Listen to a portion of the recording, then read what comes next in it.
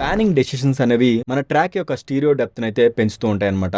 So ఎవరైతే studio మానిటర్స్‌లో ఈ యొక్క పానింగ్స్ చేస్తూ ఉంటారో వాళ్ళకి ఈ యొక్క స్టూడియో మానిటర్స్ అనేవి లెఫ్ట్ సైడ్ ఒక 30% అలాగే రైట్ సైడ్ ఒక 30% మాత్రమే మనకి ఈ యొక్క స్టూడియో మానిటర్స్ అనేవి ఉంటాయన్నమాట. సో ఓవరాల్‌గా 60 డిగ్రీస్‌లో ఈ యొక్క స్టీరియో విడ్త్ అనేది మనకి అందుతూ ఉంటది చెవులకి. అలాగే కాకుండా ఎవరైతే హెడ్‌ఫోన్స్‌లో ఈ యొక్క మిక్సింగ్ గాని, మాస్టరింగ్ గాని చేస్తుంటారో ఈ యొక్క పానింగ్స్ అనేవి 90 డిగ్రీస్‌లో ఉంటాయన్నమాట. సో మోర్ విడ్త్ అనేది మనకి వినిపిస్తూ ఉంటది. సో ఎవరైతే స్టూడియో మానిటర్స్‌లో పాన్ చేసి హెడ్‌ఫోన్స్‌లో వింటుంటే వాళ్ళకి ఈ యొక్క పానింగ్స్ అనేవి చిన్నగా వినిపిస్తూ ఉంటాయన్నమాట.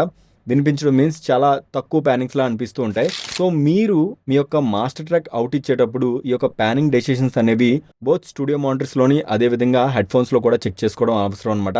ఎందుకంటే దీనికంటే ఒక రియల్ సొల్యూషన్ అయితే లేదు. సో మనం అవేర్‌నెస్‌గా ఉండి ఈ యొక్క అడ్జస్ట్‌మెంట్లు అయితే చేసుకోవాల్సి వస్తుంది. సో ఎవరైతే ఓన్లీ హెడ్‌ఫోన్స్‌లోనే మాత్రమే మిక్స్ చేసుకుంటూ ఉంటారో వాళ్ళు యూజువల్‌గా మీ దగ్గర ఉన్నటువంటి వేరే మానిటర్స్‌ని కూడా చెక్ చేసుకోండి అనమాట. సో దాని ద్వారా ఏంటంటే పర్ఫెక్ట్ స్టీరియో విడ్త్‌ని అదేవిధంగా మంచి పానింగ్ డెసిషన్స్ అయితే మీరు తీసుకోగలుగుతారు.